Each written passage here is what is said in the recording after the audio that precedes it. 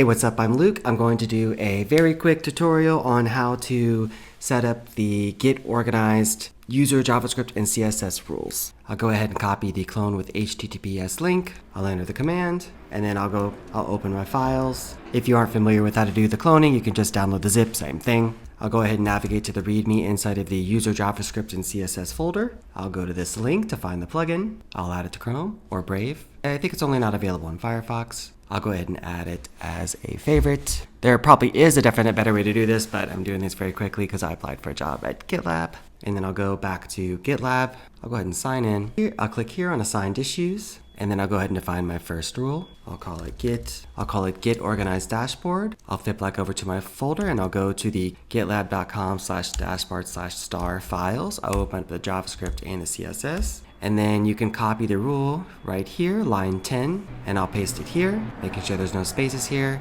And then I'll go ahead and copy everything, which is the JS onto the left side, and then the CSS onto the right side. Bada bang, bada boom, save.